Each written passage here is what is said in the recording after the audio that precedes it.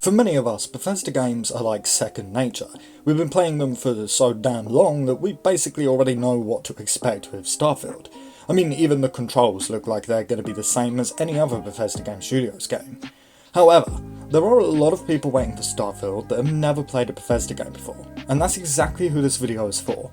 So today I want to go over how Bethesda games work, everything from gameplay mechanics to even DLC schedules, so that you all know what to expect when booting up Starfield for the very first time. Now, first things first, excuse me for stating the obvious here, but the first thing that you can expect from Starfield is of course just an amazing world. Even Bethesda's lowest rated games, like Fallout 76 for example, have amazing worlds that Bethesda built basically from the ground up. Everything from setting to atmosphere to exploration, this is where Bethesda's core team absolutely shines. Say what you will about Oblivion, Fallout 3, Skyrim, or even Fallout 4, or even the older games such as Morrowind, there is no denying that Bethesda has created amazing worlds in every single one of these games. Starfield clearly is going to be the biggest world that Bethesda has built so far, with over 1,000 planets, 100 solar systems, and more dialogue lines than any BGS game before it. So I think it's safe to say that Bethesda will create yet another near perfect world with Starfield. Now very quickly I'll just gloss over this. When it comes to controls in Starfield, both Skyrim and Fallout 4 enable custom prompts, meaning you can obviously set the controller or keyboard to anything you'd like pretty much. So if you're worried that the controls might suck in Starfield, don't stress out too much, because there's a very high chance that we're going to be able to customize our controls for Starfield. I do use a controller because that's just what I grew up with, so I prefer it over a keyboard, but I personally use Bethesda's default controls. However, I always make X jump and triangle the activate button. This is A and Y on an Xbox controller, by the way. Now, one thing I'm seeing just a few people worrying about is a level cap. I've seen a little worry of people saying, obviously, you know, they hope Starfield doesn't have a maximum level, and if we're going on past BGS games, there's again not a need to worry here. Past Bethesda games don't use level caps, so you can get every single perk and level up to level 500 if you really wanted to. And I think that, hopefully anyway, we can expect the same thing from Starfield. In short, yes, you will be able to become a god if you so wish. I want to take a moment to talk about companions too, because there is some discussion going around on how many companions we can actually have on us at one time in Starfield. Companions / followers, or whatever you want to call them, have always been set to 1 in Bethesda games, meaning that you can only have 1 follower travel with you throughout your journeys in the game. But we still don't have a confirmation on this being the case for Starfield, and Bethesda have been aware for years that fans would really like to see this number go up. One of the most popular mods in nearly every Bethesda game is multiple companion mods. So I think that there is a small chance that we may be able to take multiple companions with us on our adventures in Starfield. Now of course we can have multiple in our ship at once, by the way, but what I mean is when we're actually travelling on foot and exploring. That also reminds me to say, yes, it looks like followers will be able to follow us anywhere as usual, which some people again are speculating about. In Bethesda games, the rule is pretty much if you can go there, then so can your companion. Now honestly, besides setting, dialogue is probably the thing that changes the most with Bethesda games. It feels like almost every Bethesda game has a new dialogue system, but it's still relatively the same, if that makes any kind of sense. So of course you'll get dialogue options and then pick from said options of what you want your character to say, and then the NPC or whoever you're talking to will respond. What I mostly mean is actual like persuasion or threat or bribe systems.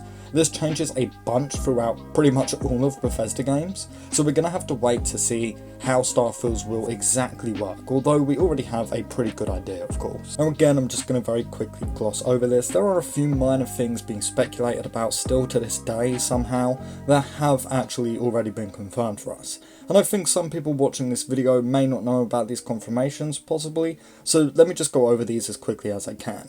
It has been confirmed over a year ago now that the game will not feature atmospheric flight, meaning we cannot fly our ships into a planet's atmosphere and then fly around inside of the planet. This again was confirmed well over a year ago at this point, and again at the Starfield Direct, but some people are still believing it's in the game. Just ignore these people, I guess. Now I'm sure most of you know this stuff, but to save myself from the comments, again we're just going to go over it very quickly here. No, the game is not coming to PlayStation 5 at any point in the future, at least from what we know of. And no, the game will not be empty, like some people are complaining, but honestly they're mostly just haters I think. It has been confirmed that Starfield has more handcrafted content than any past Bethesda Game Studios game, so it's going to have a lot of stuff to do basically. But with that out of the way, back to the actual point of this video, we also know that looting is going to work seemingly the exact same way as again all past Bethesda games. If we see something, we're going to be able to either move it or pick it up and place it in our inventory, which we can either use for scrap, such as, I don't know, picking up a teddy bear to give you cloth, I'm just using an example there, or we can of course sell whatever we pick up to a vendor. The only major difference that I've seen is that for some odd reason, some spacesuits in the Starfield Direct were not lootable. And it's just concerning, to say the least, because in my opinion, one of the best things about Bethesda games is the fact that if we see something, we can pick it up. We can loot anything and everything.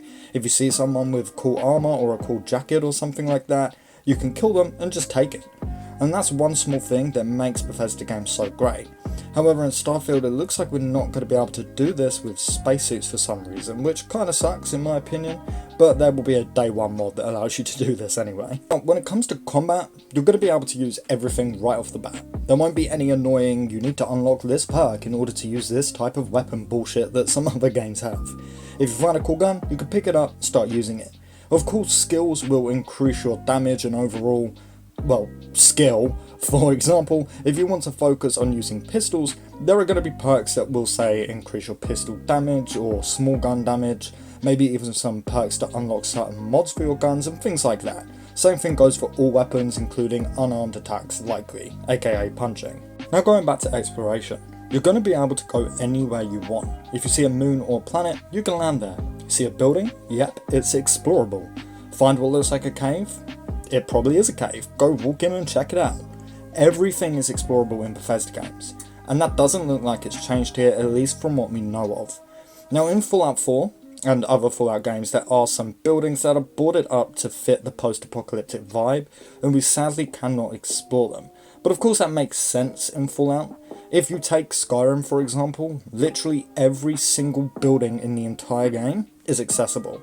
And I think that this will be the case for Starfield 2, but there are no confirmations on that. And to be honest, with New Atlantis being as huge as it is, or at least it looks, I wouldn't be too shocked if there are some buildings, or at least some rooms inside of buildings, that we cannot access. Like, if you look at all of the skyscrapers in New Atlantis, I don't think that we're going to be able to explore every single room and every single floor of the giant office buildings or whatever they are. But I think that we'll be able to at least access, like, the reception area and things like that. I hope that makes sense. Now just quickly going into the story a little here, the main quest is completely up to you, at least for the most part. Starfield is not a story focused game. It's not about the story that Bethesda have given you. It's about the story you tell as the main character that you create. If you don't want to go and do the main story straight away, then you don't have to. You could put 500 hours into Starfield and never touch the main quest easily. The same thing was the case for, well, literally every single Bethesda Game Studios game. No quests are ever forced upon you. If you ever get a quest, roll your eyes and think, oh, I don't want to be doing that shit, bro, then you don't have to. And that's one of the beauties of a Bethesda RPG. Look, I could honestly go on and on and on and talk about what to expect from Starfield for people who have never played a BGS game before for like a solid hour at the very least. Instead, I heavily recommend that you play Skyrim and Fallout 4, Bethesda's two most recent RPGs. After playing just a couple of hours of each game, you're going to realise what I mean when I say most BGS games play out in roughly the same way, and you will be 100 times more comfortable knowing what to expect from Starfield. Or, you know, you could just check out my literal hundreds of other Starfield videos. Anyway, if you did enjoy the video, I kindly ask that you leave it a like. It helps out a ton, and like I said, if you do want to stay up to date on everything Starfield, consider subscribing because I've got you fully covered here. As always, a huge shout out to our channel members. You guys mean the world, so thank you so much for being here, and let me know what you think of the new channel member banner, by the way.